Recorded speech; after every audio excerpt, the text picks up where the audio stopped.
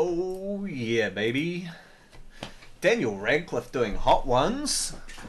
This is going to be good, because you know that Daniel Radcliffe is a bit of a character from time to time. He may do some, like, overreactions, or he's actually pretty funny as well. He's pretty quick on his feet, so we'll see how it goes. I still need to watch the Weird Al movie that he did, because I fucking love Weird Al. And I like Daniel Radcliffe as well. I like him as a person. He always just seems he always seems like he's trying to be as genuine as possible. He never comes off as like egotistical or an asshole. He never tries to pick roles that will make him look really good. He always picks roles that he finds interesting personally. So, man, it would be so cool to chat with him one day, especially being a child actor. I mean, being able to come up through all this as a child actor and come out normal is pretty difficult. A bakery? In Vermont, of all places, you know? You guys supposed to be chill.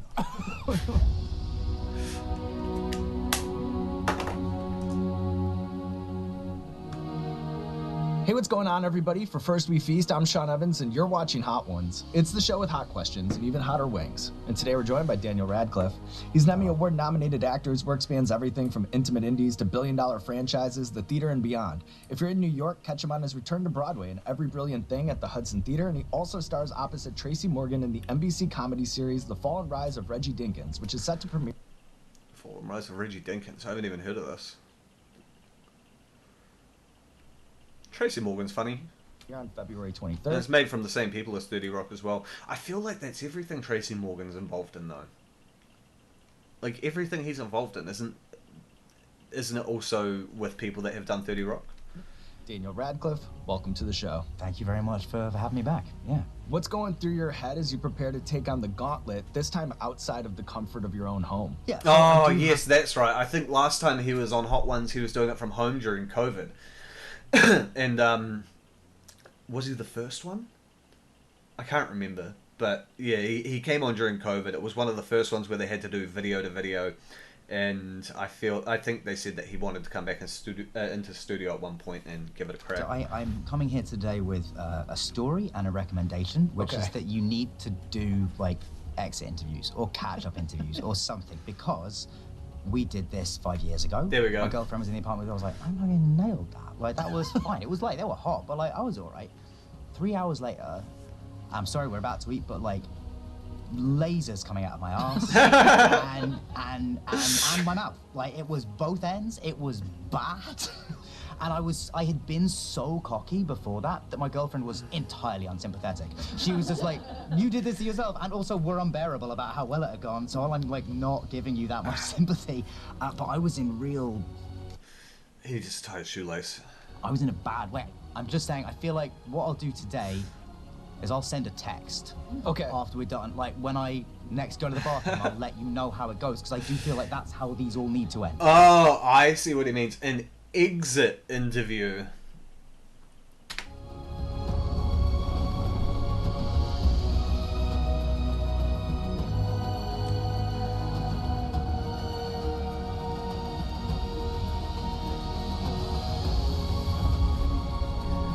I think I might have started watching Hot Ones around the time that DJ Khaled came on and quit after like Wing 3, I think it was. Oh my. I want to do this so bad. Man, I want to do this so bad. Just to see if I can, more than anything. I don't want to do it at home, because I'd probably make them wrong. I want the ones that they make, because obviously they make them right and they've been making them forever. But if I were to go, I would say specifically, can I have flats? It always has to be flats. I like drums. Drums are fine, but flats are the best. If you don't like flats, you're a 5-year-old. Right, awesome.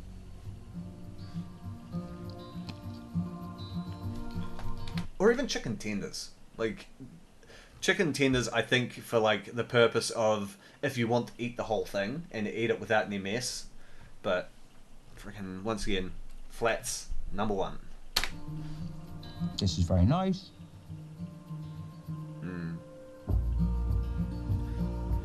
Yeah, this was very nice. That's well done. I like garlic hot sauces. Yeah, garlic delight. So I'd imagine playing the straight man, and a two-hander opposite Tracy Morgan is an actor's dream in a lot of ways. Yeah.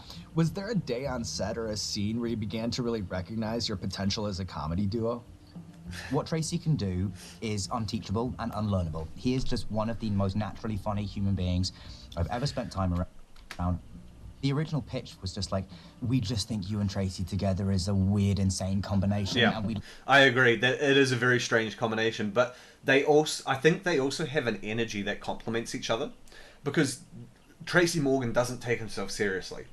Daniel Radcliffe does not take himself seriously, but they're two different types of unserious, which means that the combination of the two of them could actually be really funny and awkward. like the idea of him being crazy and you trying to corral him.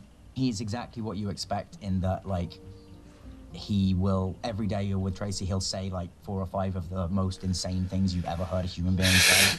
But then also he's like incredibly sweet and like very vulnerable actually and open. And yeah, it was a pleasure. I think it's so weird that Daniel Radcliffe kind of looks like my brother. He looks like I mean, my brother's already skinny and kind of like, I wouldn't say small. He's like 5'9", 5'10" or something. But he, just like the beard and the eyes, there's something about it. That was a pleasant introduction. Okay. Did he just eat a flat Yes, like a little monster? hotter, still pleasant. That's the format. Not going for the milk yet. Yeah. Do you have... See, I would drink the milk anyway. I fucking love milk. So if they put milk in front of me, it's not going to be because the spice level's too high. I'm just going to sit there and go, I want that milk so bad right now. Especially if it's ice cold and it's like full fat milk. have any is this really happening moments reflecting back on your experience doing live theater? Like, what's the most unforgivable thing someone can do in the audience when they're watching a live stage performance? Not turn their phone off is the big one. I've done theatre. I've got my diploma and everything, and I've done theatre and I've done film. I would much rather do film. Theatre is super high stress, and if you fuck up, you fuck up, and you have to be able to figure out how to fix it on stage. You know, I'm not that fast, especially when I'm under pressure. So I would much prefer to have the opportunity to do the takes over and over and over again. But I don't know what he's going to say to this, but my personal response would be the phone. The first time I ever got up on stage, I was doing a monologue, and I think it was like a 5-minute monologue or something along those lines. And about 2 minutes into the monologue, the phone goes off. And there's probably about 60 people in the audience, 70 people or so. You can't really see them, but they're really close to the stage, and you just hear the phone go off. And if you're unexperienced or this is your first time on stage, you just freeze. But I froze for like 2 seconds, and then just started back up again. But what I should have done is I should have just kept going through it. You can't stop for noises or distractions. You need to focus on what you're doing. The most inexplicable piece of two inexplicable pieces of audience behavior I once had. One was on Equus. 2 girls who were on the onstage seating. There's a scene going on behind me with 2 other actors, and 2 girls just start talking to me as me and just being like, Dan, look up here. And I was like, no, I can't, like, and so I think they weren't kicked out, but they moved them from the onstage seating to the not onstage seating at the intermission. And my other favourite audience member was a guy that I was doing a play in the UK called Rosencrantz and Guildenstern are Dead. He came in to the first act, had like a foot-long sandwich wrapped in tinfoil. Oh, Make no. a massive speech, and he was like unwrapping this loud tinfoil sandwich, ate the entire sandwich for the rest of the first act, and then went to sleep. And he's front row, by the way, so we see all of this. And he just went to sleep, and we were like, this fucking guy, like, what is it? What did he come to the end? Then came back in for the second act, completely attentive, leapt up at the end, led the standing ovation, and we were like, wait, you had a good time? You were with it? Like, it was, yeah, you know, some people are, you're weird, and you never know, like, that's the thing. Sometimes the people you see who look stone-faced and having a horrible time, that's just how people take stuff in. Yes, that is true. I like to say half of the time that I have resting dick face, because when I've had plenty of people say that they didn't want to approach me because I just look unfriendly when I'm sort of focusing or in my own thoughts, and you sit there and you sort of like, you know, zone out. And if you're always like that all the time, people eventually sit there and they go, oh man, this guy seems like an asshole. Sometimes you see them and they're not wrong. afterwards, they're like, oh my god, I loved it. So you're like, okay, well, maybe.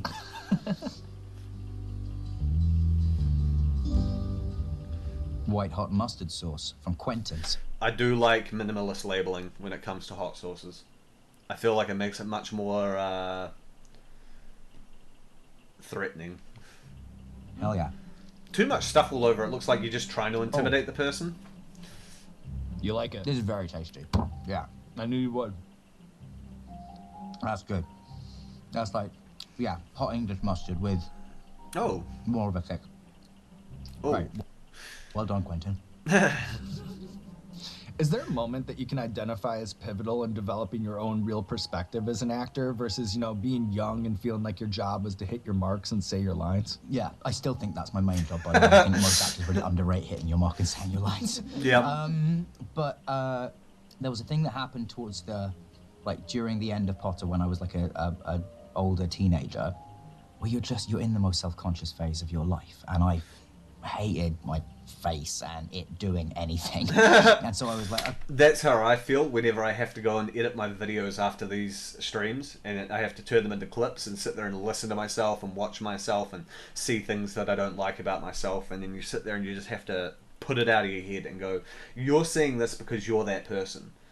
But there will also be other people out there that will see it and make comments on it, but you just need to ignore that. okay, well, if I just kind of go stoic and don't really move my face, then it can't do it. Nothing can go wrong.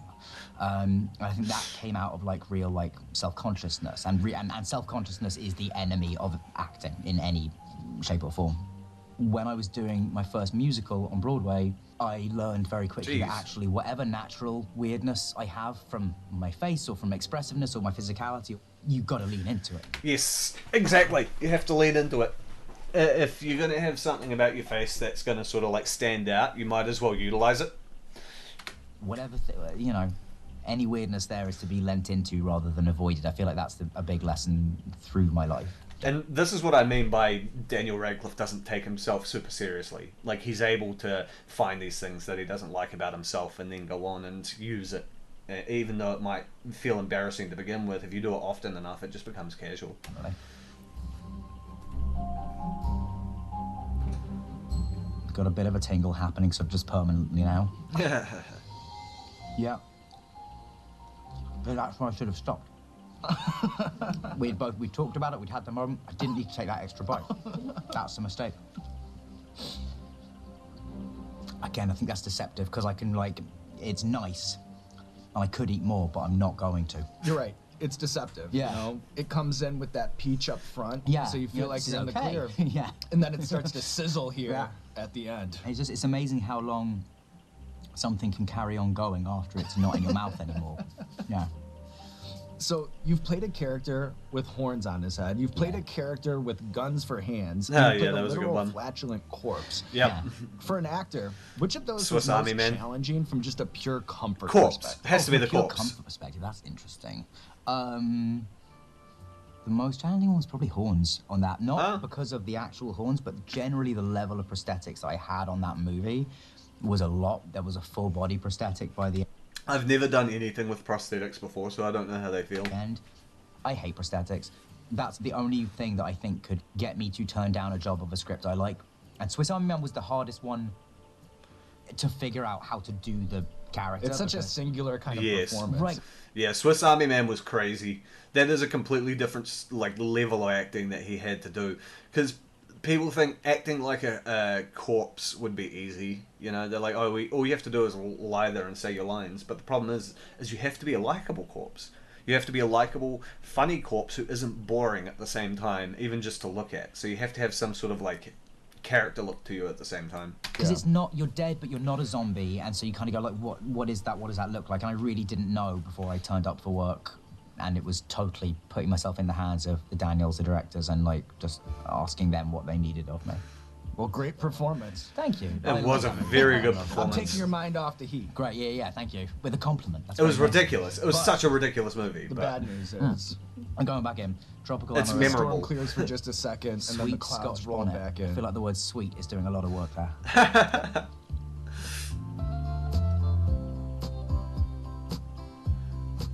I'm gonna not take another bite of that. That's the smart move. Yeah, Learning yeah. from the mistakes along the way. Exactly.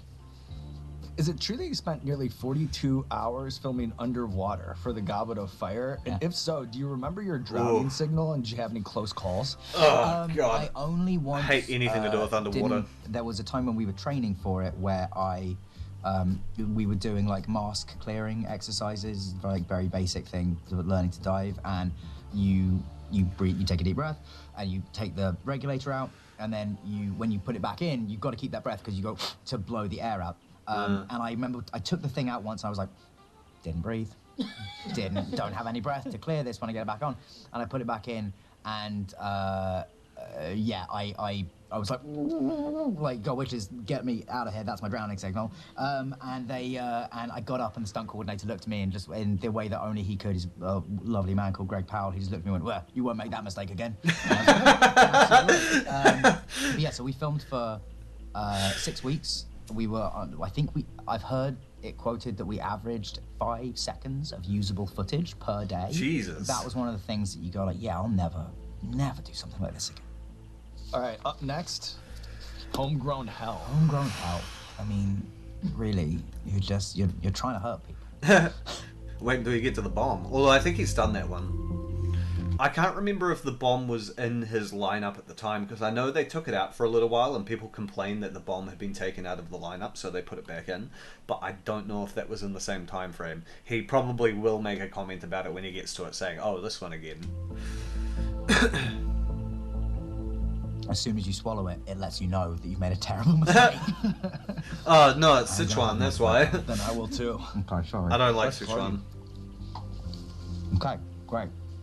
I've heard you say that you base roles on originality above all else. What stands out as like the most bizarre or unique pitch you've said yes to? One of the worst ideas that I've ever heard during Potter, somebody came to us and I think asked, like they wanted to cast all 3 of us, me, Emma and Rupert, as in a remake of Wizard of Oz, where Emma was Dorothy, I can't remember what Rupert was, and I just remember that I was going to be the lion, but... Rupert would have been the Scarecrow.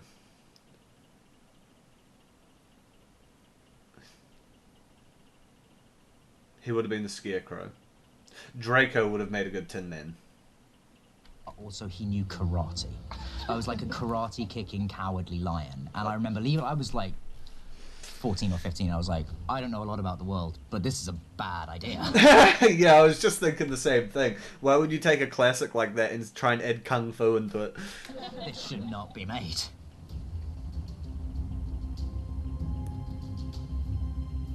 I really have a bone to pick with this one's name, because Nirvana is just like, that's a nice thing. Yeah. Right? But you know what? You haven't tried the sauce yet. That's true. That is You true. know, Maybe. let's not judge Yeah, yeah. a sauce by its label, as they say. Yeah. Yeah, I've had some hot sauces here that I thought were going to be really fucking hot, and they had like ghost pepper written on it and Carolina Reaper, and I tried them and they just weren't that hot. I found that the most hot thing that I can get over here at the moment is like those bulldog noodles. Oh no, yeah, I do feel enlightened. You're right. Ah, man, I like Daniel Radcliffe. Second bite, huge mistake. Many such cases. Oh yeah. No, oh yeah. But you're in it, you know? Yeah. You're Dragon. an actor, you gotta immerse yourself in the experience, you know? Mm-hmm. This definitely falls into the category of, this is a test, but it is a test I enjoy. When you're like, okay, I want to see, like, I remember this one last time. I was like, this is bad. Ah, and it there feels you go. bad. Yeah, so he has done that one already. It's all good. This one, it's got a, like at the beginning, it's like, this is a nice taste, and I am now at the point where I'm like, it's really letting me know that I'm in for a bad time later. I'm going for the milk. This requires the milk. There's nothing wrong with having a drink. So Don't let watching people the bully Harry you, Potter Daniel. 20th anniversary retrospective a few years ago, Yeah. something that really stuck with me was the sheer number of classically trained veteran actors who appeared in the 8 films, from Maggie Smith to Gary Oldman, Imelda Staunton. That's just to name a few. Without overthinking about it, what stands out as like the best acting you got to witness firsthand? Oh, I'm going to take a guess and say Gary Oldman. He's probably, knowing Daniel, he's probably going to pick someone really niche. Or at least someone that nobody was really paying attention to. Maybe like Lucius Malfoy. But I think it's going to be Gary Oldman, mainly because the gravitas of Gary Oldman is so insane. I mean, the thing that I always love actors that make it look easy, and all of those guys, like, you know, Gary or Michael Gambon particularly. Michael Gambon. What did I say? What did I fucking say? Michael Gambon's another good one. Mate, you know, obviously, rest in peace, like, incredible man. He would... You can swear on the show, right? Yeah. He fucked around all the time. Like, he would never stop. Like, until action had been said, sometimes he would be, like, trying to make me laugh or do something. I like actors who don't take it. Some actors love to, like, dress the whole process up in mystique and being an enigma, and it's all, like... Michael Gambon you'd get to set and he'd be like, what's the shot? And you'd be like, oh, it's camera's here, Michael, so you're there in front of it, but you're looking that way. And he said, oh, what is this, B-O-H-N-A-R? I was like, sorry, what's that? He was a back of head, no acting required. Yes, it is. He also put like a fart machine in Daniel Radcliffe's sleeping bag when they were doing one of the scenes, and when Michael Gambon was walking through the Great Hall as Dumbledore, he would press the fart button and make it seem like it was coming from Daniel Radcliffe. And when we were doing the 6th film, me and him were like doing the final sequence, and we were like in this boat. I can't remember the details, but like we're in this little boat going over to this island surrounded by bad stuff, and weird timing. and he'd be like, what's this, TTIAB? I was like, what, 2 twats in a boat? Yes, Michael, it is. So like Imelda, same thing. Like Imelda was like, not fucking around like Michael Gambon was, but Imelda would be chatting to everybody about anything and could talk to anyone about anything. And then when action gets said, she's like locked in and so good. And yeah, I mean, it's the people who can do the work Imelda? without making you constantly aware of how hard they're working are always the people that seemed the coolest. What the fuck? Like, Nirvana's like one of my favorite bands, so like this is... It's the bomb. Hello again. Oh, okay. Imelda was... I'm taking that one bite. Yeah. And I'm walking Smart. away. And this one, if you'll recall, is immediate. that one. You know, like the second you start to swallow is when it tries to. Yeah. Wow. You can really track that one where it is in your body. Like, you can really just like, it's about there now. Yeah. Just the whole way down your digestive system. If you recall, Man, the can bomb. you break down step by step how to make a fool's gold sandwich? Ooh. Fool's Gold sandwich. The hell is a Fool's Gold sandwich? Has it something to do with honey? I'm guessing. I tried looking for a bottle of the bomb one time, but I think to get it shipped over to me it was about like $50, which was just way too expensive for one bottle of hot sauce, because I had to get it from overseas.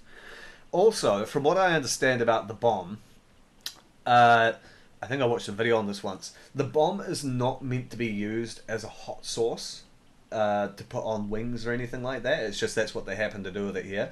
The bomb is actually meant to be made to be put into chilies and stews in a small concentrate. So it, like just a teaspoon or 2 teaspoons or something is meant to go into a chili or a stew to make it more flavorful or make it more spicy, etc. But they found it before they decided to come out and say that, and they added it into their lineup, and it's just whooped almost everyone's ass every single time. The one most impressive one that I've seen on the Hot Ones so far, just going through it with no reaction whatsoever, is David Blaine. That guy is... he has to be an alien. I literally had a speech about this, didn't I? You take one entire loaf, cut it in half, hollow out both sides, layer one half with an entire jar of peanut butter. What? Wait, an entire jar? What the fuck do you mean an entire jar of peanut butter? Another What? half with an entire jar of jam, and then you How big are these jars? stuff it with a pound of crispy bacon. It's really delicious. I mean, Elvis I mean, I imagine they probably would be. Oh, that's right. It is an Elvis sandwich, isn't it? like them for a reason, you know, and he didn't die hungry. This is really sticking with me. This is just like, yeah, never leave my lips. Wow. But I have to say, you're very eloquent in the answers. You know, no matter what you're going through, still very eloquent in the answers. Thank you very much. I know what you're fighting against. The walls are closing in over here. A little bit. And when you get a second to think about it, a second to breathe, the pain it hits. Yeah. But then when the adrenaline spike of action hits, Right. I'm ready. Yeah, exactly. Daniel looks like one of those people that would have one of those little pointy curly goatees.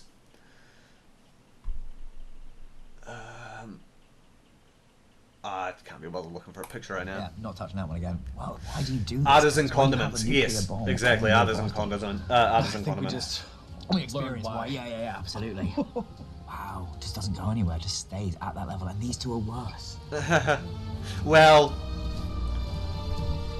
maybe worse than Scoville level, but definitely not worse than flavour. We're here, aren't we? So this one, smoked Serrano Squash Reaper X. Watching people eat flats like that stresses me out.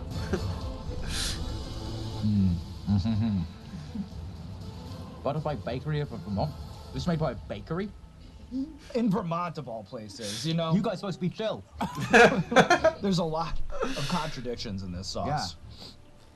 But I will say, after the last one, It's kind of impossible to know which one's which at this point. I don't know Exactly. what this bad effect is from. This could be latent. Yeah.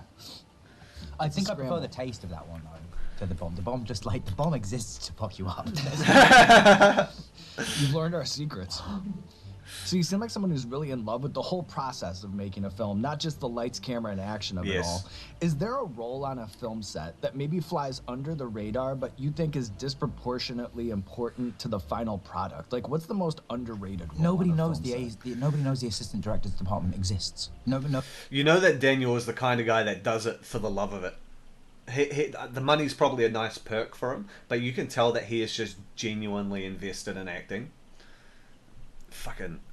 Yeah, he's awesome. Like ADs, we refer to ADs, and they are what they run everything. And I feel like there is something like, if you see a movie about movies, often the director is shouting action. Generally speaking, on set they don't. It's the first AD shouts action, the second AD does the schedule, the third AD or the second is like running the set, trying to make sure that the actors haven't wandered off somewhere, or like, you know, it's the AD department is the lifeblood of any film set.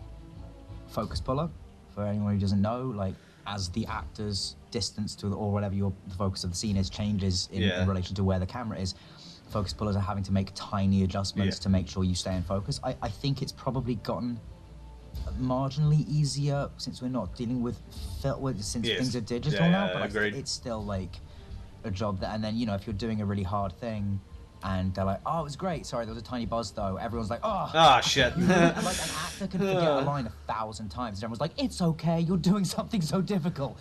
And a focus puller will like screw up one time, and everyone's like, what are you doing? It's so there's a huge Such a humble dude. imbalance in those ones. Yeah, I agree. I also think that actors obviously they get all of the praise from doing a movie or a show, but the people behind the scenes I don't think get enough. But I don't know how you would do it where you'd give them their, like, because they have their awards at the Oscars and what have you for, you know, best sound, and they also they get put into credits. But that's about as far as it goes. I imagine within Hollywood and within the industry, those people can move around with their reputation really well. It's just not a reputation that's known to the public as much. All right, Daniel. All right, here we go, man. Oh, wait, what are you doing? Do I have to do this? I mean, if you're doing it, I'm going to do it. There was one thing I was wondering is they crack open a new bottle of that, or 2 new bottles of that on every episode.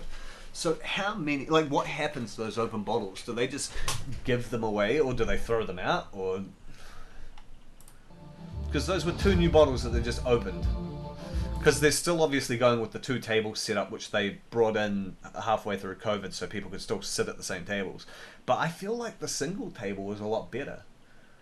The It's the one of 2 my pet tables peeves about is a being on little set bit is, too like, separated. Actors getting, Or at least like, just if get a the bigger boom comes table. into frame for a second, and like actors being annoyed with technical mistakes from the crew when no one's allowed to fuck up as much as actors. Like, yeah. Yeah. Wait, let me And see then your. Yeah, 100%. He's right. You just put you it do on put a the little bit board. to the side, okay. Yeah, and then that way you can dip it and just have a little more control. 'Cause Just for the sake of it, I would probably absolutely slather that last wing in that hot sauce just for content. Yeah, well done, yeah. All right. I just go glug, glug, glug, glug, glug, until you couldn't see it anymore, and then just eat it. Right. It's a big one as well. All right, good. All right. Cheers. Cheers. Thank you for this. What a run. Because the thing is, you want to put on a good show, right? And I feel like that's the best way that I could put on a good show is if I went in there and I just absolutely hammered every wing as best as I could. And with that, Oh fuck. I would get very red, very sweaty. I mean, don't know. And it's fine, then it gets to the back of your mouth. You're like, oh no. You get every The wings of reaction out of death me. Are behind us, and to close things out, you know, last time you were on the show, and this is hard to believe, but that fateful day, more than 5 years ago, we were in season 13 with the season 13 lineup, and you closed things out by ranking the sauces from the ones you like the most to the ones you like the least. Okay. Here we are in season 29 with a whole new lineup. I'm wondering if we can run it back. Can Yeah. you rearrange the lineup from your favorite sauces to your least favorite? Okay. This is definitely favorite. I want to try that one. Just reverse the order entirely. Actually, you know, I did the Nirvana and these ones in terms of like one that's hot, but Nirvana surprised you. a Nirvana little surprised me. I actually like ended up enjoying it. I think more the type of Oof, heat I'm hungry than the now. actual taste, but it was like a heat that was both Oh. challenging but fun. And I'll swap these two and these two. There you go. Sorry, the bomb. It exists for a reason, but it's not a fun reason. Once again in last place, and look at you. Damn, Hot Ones have started putting a lot of their sources in this Daniel lineup. Radcliffe taking on the Wings of Death, living to tell the tale now for a second time, and I am very much looking forward to that text follow-up in a couple hours. Now there's nothing left to do but roll out His the red exit carpet for you. interview. This camera, this camera, this camera. Let the people know what you have going on in your life. So, The Fall and Rise of Reggie Dinkins comes out on February 23rd. Yes, I got it right. I've been asking all day. Comes out on February 23rd at 8 p.m. on NBC. 2 episodes back to back, available the next day on Peacock. And also, I'm doing a play at the Hudson Theatre called Every Brilliant Thing. Hopefully, it will be like unlike any other play you've kind of seen. Come see it. Man, he looks so... He looks like a mix between my dad and my brother. It's fucking really creepy. Maybe that's why I like him so much, is because he looks like family to me. Thank you very much. Nice. He Thank handled you, that pretty was well. fun. You can if you're asking me the questions that I always get asked, then I can kind of answer them on autopilot, whereas like having to actually stop and think while you're doing that, It's closing in on makes you. for something more interesting. Lasers coming out of my ass. Ah, man. People think Hot Ones is chaos, but this table runs on precision. Tables. Tables. Get a big table. Every bottle has a job, and right now, Los Calientes Verde is missing. Bill, we have a situation. Relax, Sean. Hot Ones hot sauces are available in over 10,000 grocery stores nationwide. I have an Nationwide, but not worldwide, assholes. extra for you. Thanks so much, Bill. Crisis averted. Now let's roll. Find Hot Ones hot sauces at major retailers and grocery stores near you. Liar. That was awesome. That was a really good episode. I really like Daniel Radcliffe. He's probably one of my favorite actors. I mean, I can't praise him anymore. I've done that throughout the whole entire episode. But he handled that gauntlet really, really well. And as always, Sean Evans is just super likable. He's such a good interviewer. I don't know who's coming up with the questions, whether it's him or whether it's his team, but whoever's doing it is doing a phenomenal job. But yeah, anyway, I know everyone probably already follows Hot Ones, but if you don't, there it is. And hopefully, I wonder who the next person's going to be. Who would I like to see on Hot Ones out of all the people I can think of? Damn, who would be a really interesting Hot Ones person to put on, man? I mean, you could do like some more internet personalities like Tony Hinchcliffe. I think would be an interesting one. Mainly because he seems like the kind of guy that likes to try to keep his composure as best as possible, and this would be a kind of way to shake his foundation, make him a little bit more relatable. Because I know that he puts on a character on stage to come off as an asshole and the heel. But this would be fascinating to watch. Joe Rogan, I think he said he already wouldn't do it. I think he thought the concept or the premise of the idea was silly when it first came out, and he sort of already like dug his heels in at that point. Which is a bit silly. Coming from a guy that does interviews, you think you'd have a little bit more leniency towards other different kind of channels that are also trying to do interviews in a new, interesting way. Who would I put there? surely there's got to be one that stands out as like, this has to be the guy. Shoot, what was that guy's name? Who's the guy that does the voice for Mr. Krabs? Is it Clancy Brown? Yeah, I was right. It is Clancy Brown. Yeah, I'd like to see Clancy Brown on there.